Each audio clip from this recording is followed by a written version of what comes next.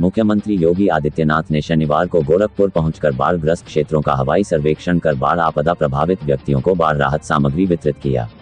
मुख्यमंत्री योगी आदित्यनाथ ने कहा कि बाढ़ से प्रभावित क्षेत्रों में सरकार और प्रशासन पूरी संवेदनशीलता से युद्ध स्तर पर बचाव एवं राहत कार्य में लगा है। बाढ़ से प्रभावित कोई भी व्यक्ति न तो भूखा सोएगा और न ही कोई बेघर रहेगा। इस संबंध में प्रशासन के स्तर पर त्वरित कार्रवाई सुनिश्चित कराई जा रही है। न केवल बाढ़ बल्कि इसके बाद भी नागरिकों को कोई दिक्कत न हो, इसके लिए कार्ययोजना बना ली गई है। सीएम ने कहा कि प्रदेश के हर एक नागरिक का जीवन हमारे लिए अमूल्य है। हम आश्वस्त करते हैं कि आपदा के इस समय में सरकार पूरी तत्परता व प्रतिबद्धता से आपके से खड़ी है। सीएम योगी यहां पीड़ितों के बीच पहुंचकर उनका दुख दर्द साझा कर उन्हें राहत सामग्री प्रदान बांट रहे हैं। शुक्रवार से पूर्वी उत्तर प्रदेश के बाढ़ प्रभावित क्षेत्रों के दौरे पर निकले सीएम योगी शनिवार को गोरखपुर पहुंचे। हर समय सरकार उनके साथ होने के भरोसे के साथ अधिकारियों को निर्देशित कर रहे हैं कि किसी को तनिक भी परेशानी नहीं होनी चाहिए। यहां उन्होंने झंगहा, खजनी, सहजनवा और लालदीघी में बाढ़ प्रभावित लोगों से मुलाकात की और राहत सामग्री का वितरण किया। योगी ने कहा कि पूर्वी उत्तर प्रदेश और नेपाल में भारी बारिश से पूर्वांचल के करीब 15 जिले बाढ़ से प्रभावित हैं। गोरखपुर में करीब 304 गांवों की 2.26 लाख आबादी बाढ़ से प्रभावित हुई है। यहां 405 नाव और 50 स्टीमर लगाए गए हैं। बाढ़ चौकियों व कंट्रोल रूम के जरिए बाढ़ पर नियंत्रण के प्रयास किए जा रहे हैं। उन्होंने कहा कि राप्ती खतरे के निशान से 2.5 से 3 मीटर ऊपर बढ़ रही। कहाँ से? आज मुख्यमंत्री द्वारा राशन मिला, कैसा लगा? अच्छा लगा, बहुत अच्छा। अभी लोगों को राशन आवंटित करना बहुत अच्छा और हम लोगों को जो हमारा राशन बचा हुआ है सहयोग किए हम लोगों के लिए। दो बर्दाश्त है, इसको निपटाने के बाद ही हम लोग यहाँ से लेंगे। कहाँ से? हनुमानगढ़ी गोरखपुर। अच्छा, आज मुख्यमंत्री द्वारा राशन मिला, कैसा लगा, क्या कहना है? मुख्यमंत्री द्वारा राशन बहुत अच्छा था। मुख्यमंत्री जी सबको समझे। सामने देखिए, कैसा लगा राशन मिला, क्या कहना है? राशन मिला तो अच्छा है और अच्छा लगा, बहुत ही अच्छा लगा। सबकी मदद कर रहे हैं, जनता की मदद कर रहे हैं मुख्यमंत्री जी।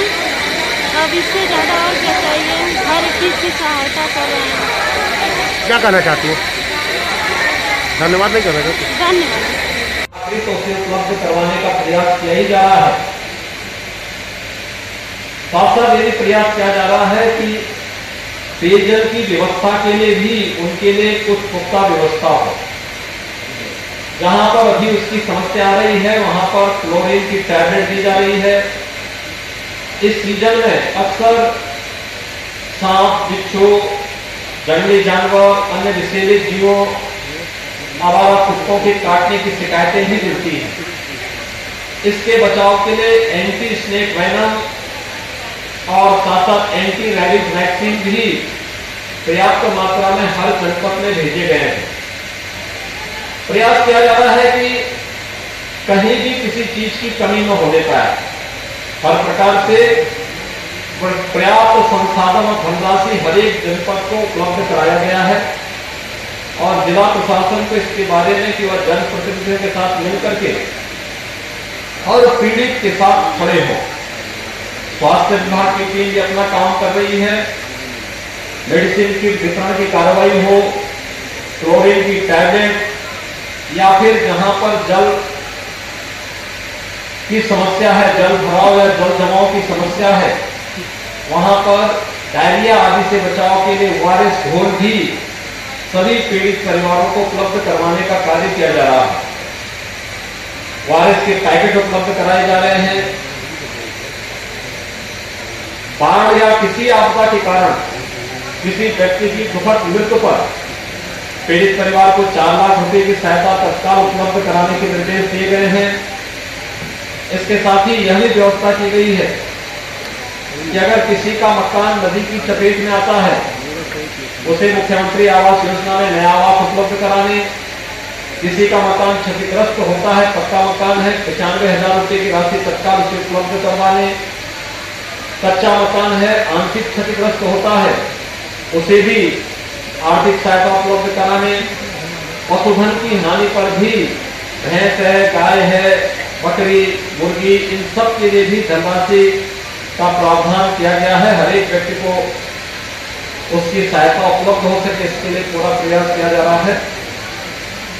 बाढ़ की इस राहत को व्यवस्थित तरीके से संपन्न करने के लिए जहां पूरे प्रयास किए जा रहे हैं, इससे बाढ़ के बाद भी तमाम आशंकाएं होती है बीमारियों की। उन बीमारियों से बचाव के लिए सरकार के स्तर पर कल से एक विशेष अभियान चल रहा है जो 1 सप्ताह तक चलेगा। पेट में आए हैं, लगभग 2.25 लाख की आबादी बाढ़ से प्रभावित है। बाढ़ बचाव के लिए 405 नौकाओं की व्यवस्था और 50 से अधिक स्टीमर अब तक लगाई गई है।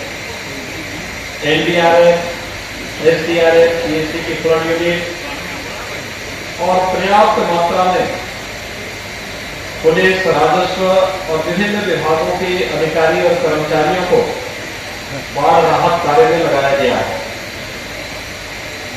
प्रयास किया जा रहा है कि आपदा के समय में सरकार आप सबके साथ खड़ी होकर के पर्याप्त मात्रा में राहत सामग्री हर पीड़ित परिवार को समय से उपलब्ध करवा दे। ग्रामीण क्षेत्र में जहां राप्ती नदी का जलस्तर आपने देखा होगा, एकदम इसी तटबंध से सट करके राप्ती नदी बहती है। लगभग 2.5 से 3 मीटर खतरे के निशान से ऊपर राप्ती नदी बह रही थी। आज से थोड़ा उसमें गिरावट आना प्रारंभ हुआ है और हम अनुमान करते हैं कि कब तक इसमें और सुधार आएगा। राप्ती नदी का जलस्तर बढ़ने के कारण, रोहित नदी का जलस्तर बढ़ने के कारण, आसपास के अन्य जो नाले हैं, नदियां हैं, इन सब का जलस्तर बढ़ने के कारण महानगर का जल यहीं पे ठहर गया। तो महानगर में भी जल भराव की भीषण समस्या खड़ी हो गई। यद्यपि नगर निगम ने पंपिंग स्टेशन के माध्यम से अतिरिक्त पंपिंग सेट लगा करके और सीपिंग मशीन लगा करके भी महानगर की जल निकासी की व्यवस्था को व्यवस्थित करने का प्रयास किया है। लेकिन आपदा जब आती है तो हर प्रकार के संसाधन और सरकार की सामर्थ्य उसके सामने कभी कभी जवाब देती ही दिखती है। लेकिन प्रशासन भी, जनप्रतिनिधि भी, सबने शासन की मंशा के अनुरूप कि हम लोग हिम्मत से काम लेंगे, जनता जनार्दन के सुख दुख में सहभागी बनेंगे और हर प्रकार का राहत उन्हें उपलब्ध कराएंगे। इस संकल्प का परिणाम है कि इसमें अब राहत देने की स्थिति काफी तेजी के साथ बढ़ रही है। हर पीड़ित परिवार को पहले चरण में राहत सामग्री के रूप में 10 किलो चावल, 10 किलो आटा, 10 किलो आलू, सूखा भूजा, कोरोना महामारी के साथ ही एक नई आपदा वर्तमान में हम सबके सामने आई है और वह है बाढ़। पिछले 15 दिनों से लगातार बारिश के कारण